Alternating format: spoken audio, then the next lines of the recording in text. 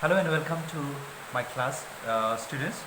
Today we are going to begin another chapter, this chapter 2, and the title of the chapter is The Constitution of India. Now, under this chapter, you will be hearing some of the important points, that is making of the Constitution of India, and the second point is aims and objectives of the Constitution of India. So these 2 points are actually basically related with these chapters. So in the first chapters you will be hearing here, especially we have already learned in the previous chapters about the like a constitution, how it is actually implemented in the society in the country, and then in this chapter we will be especially tracing the journey of the making of the Constitution of India, and also we will be studying about the aims and objectives of it. So that is how. So here the first point we will be talking about the making of the Constitution of India, how this constitution was actually formed, and how it has been began. Now we must understand that India has attained the independence. India has attained its independence on 15 August 1947.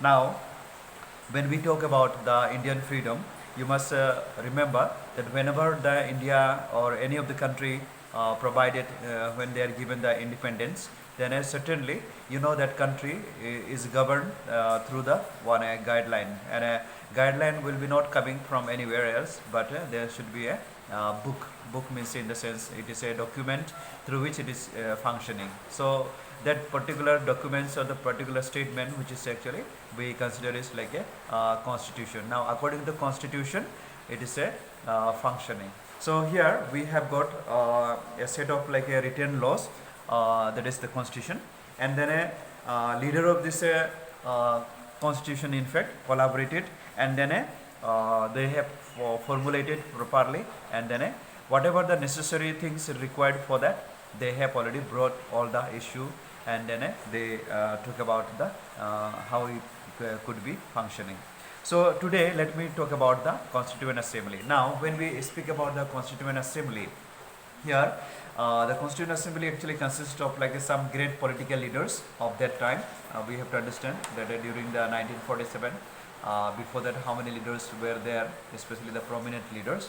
So here basically we can talk about Dr. Rajendra Prasad, Pandit Jawaharlal Nehru, then Dr. B.R. Ambedkar, Sardar Vallabhbhai Patel, then Maulana Azad, Sarojini Naidu, then you will be hearing about the Frank Anthony, and Vijaya Lakshmi Pandit. Then here you can understand about the Dr. Rajendra Prasad, what he was actually, he was the president of the Constituent Assembly. Now we have to understand that when there is any type of like a parliament like a session, then there is a president, and then this president is actually invigilating and ruling the things to go on properly, smoothly.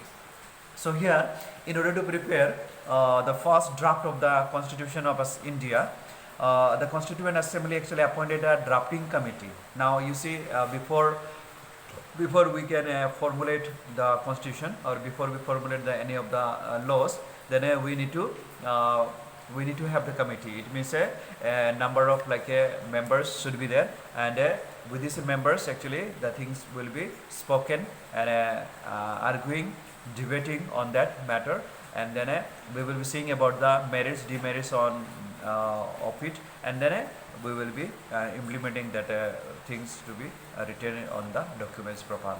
So that is how actually has taken a little bit longer period of time, since our constitution is very long, and it is not a short. In fact, it is the longest constitution of the world in fact. So and we have the in my previous class I have talked about that because of the long constitution that we have got, we are confessing some extent. So I think too long constitution is not that much actually appropriate for the country to be functioning.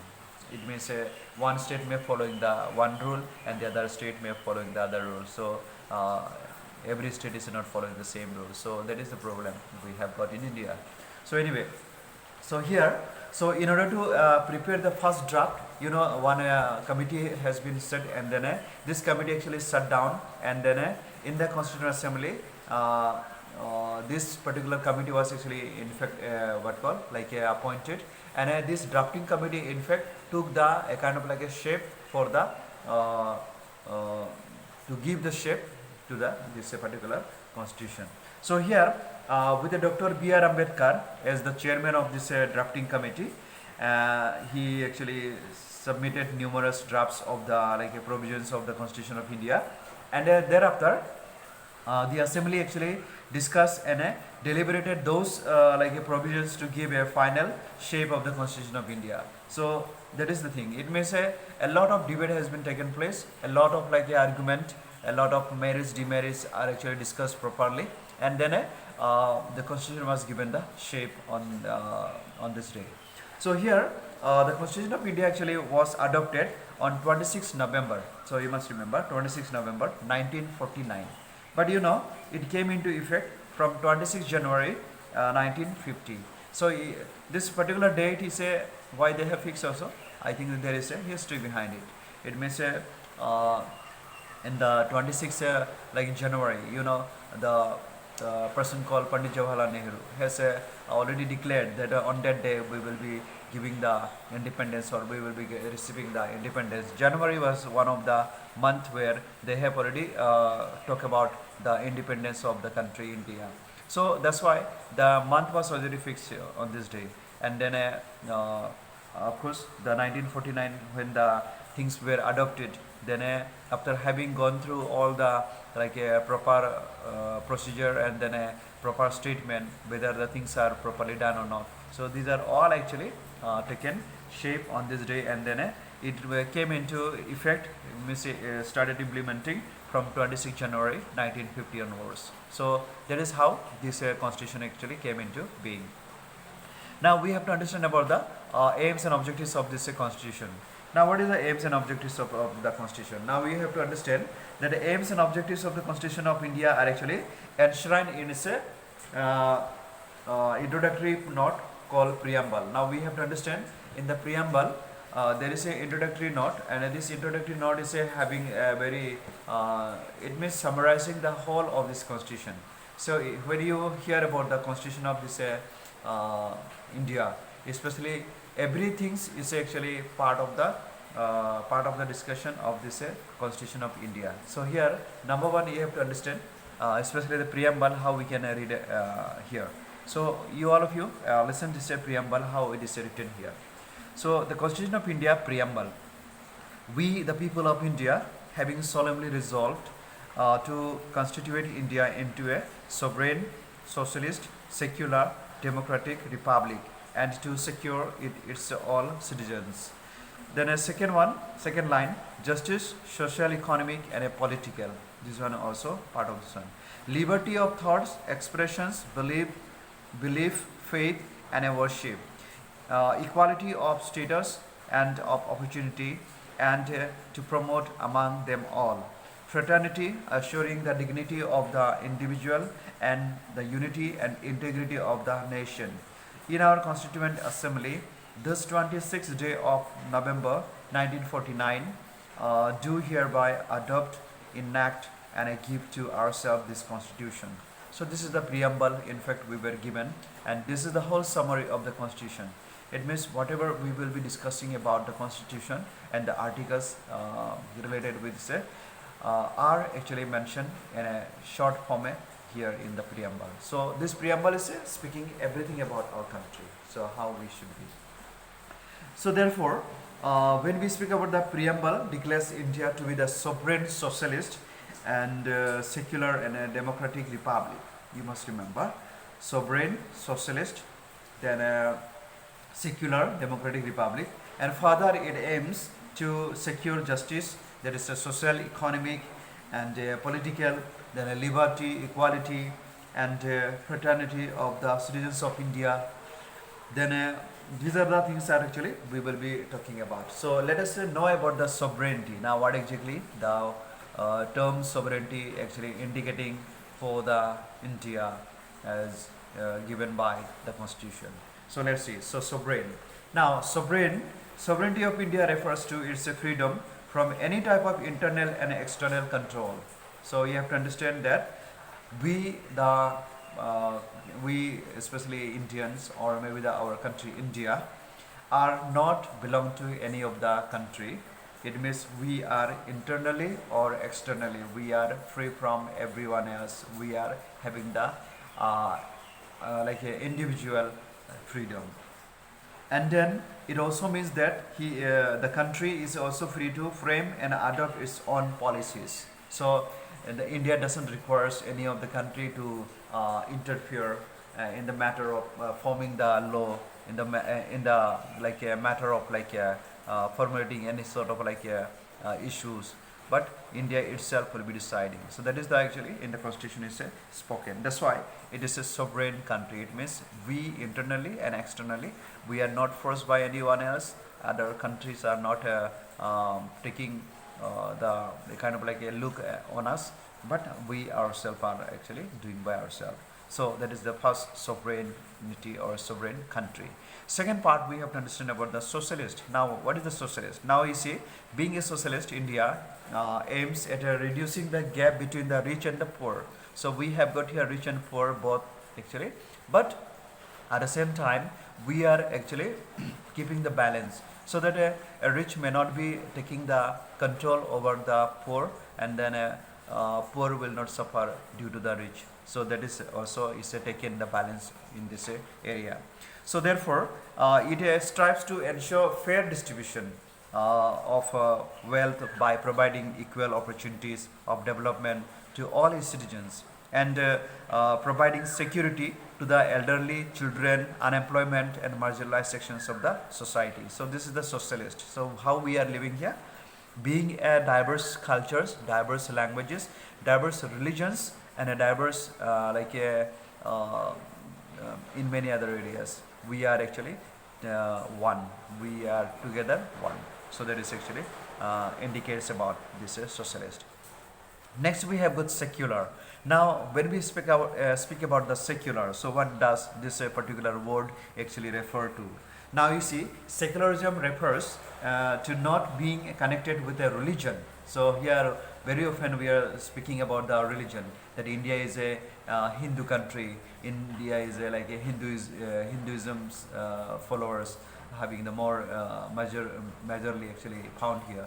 So these are actually a big issue actually created by the different political parties that is coming into power. But it is not like that. It is not like that. This constitution is showing that we are the religion is not connected with the this particular word secular. So if religion is connected with the secular, it means no religion will be followed. Neither Hindu, nor Christianity, nor Islam, nor Jain, nor Sikh, nothing of that.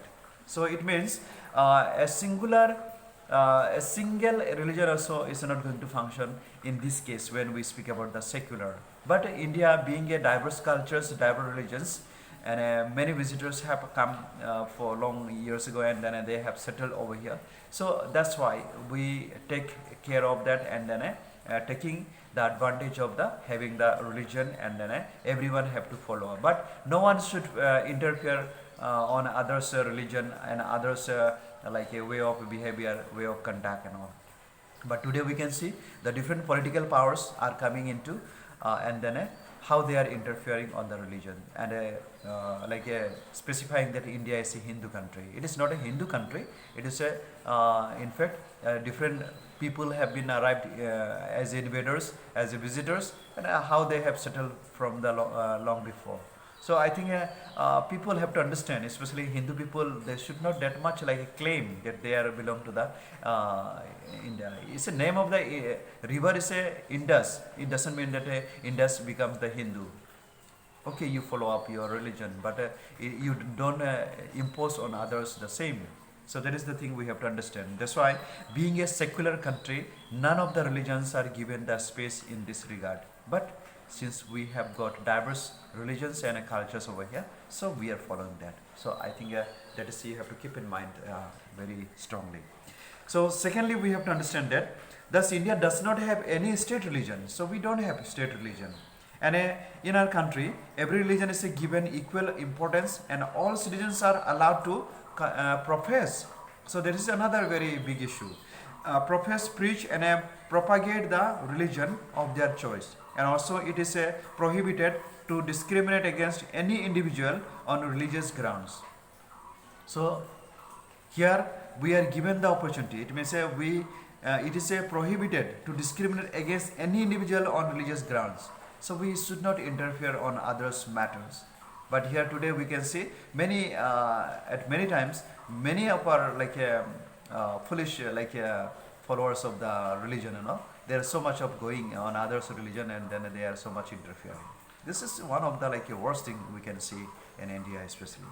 So I think people, instead of focusing more on the religion, they should focus on development so that India can be powerful. Simply we are just claiming ourselves like a powerful, but then we are not claiming. We don't have that capacity. So today we are so much dependent on the others. Today so much we are depending on other country. So where, especially see when we look about the technology, we are so much depending on the Russia, America, Israel, Poland, all this country. Why we are required for that? Because we are not focusing on the technology and science and all these areas. We are just running behind the religion and fighting each other and killing each other. That is the thing we are doing here.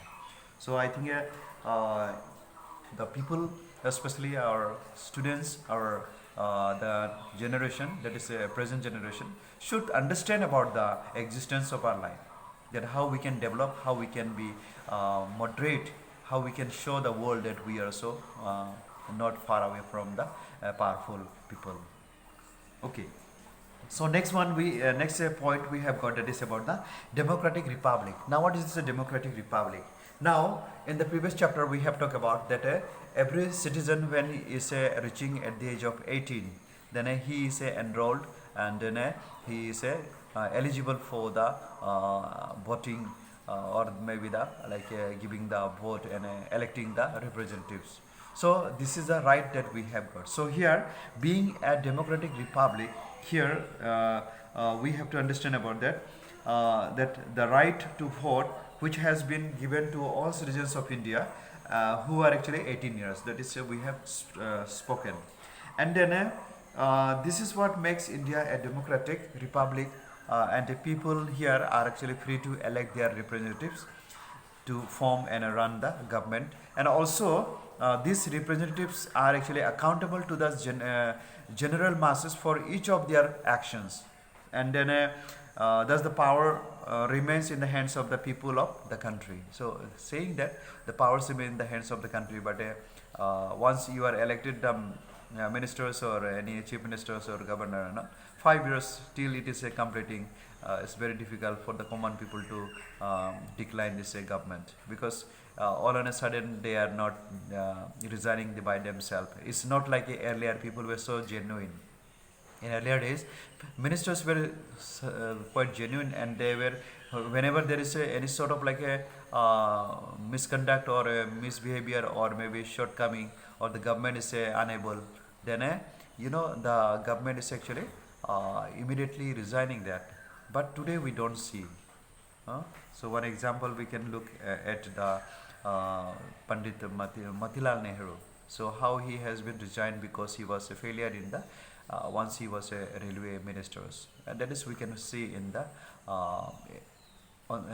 in that age. But today, however you are a failure, they keep on doing the same thing. They will not be that much given the care to on the area of a development, on the area of fulfilling the needs of the people, but that is not given care. But they will blame the party which is previously is a function.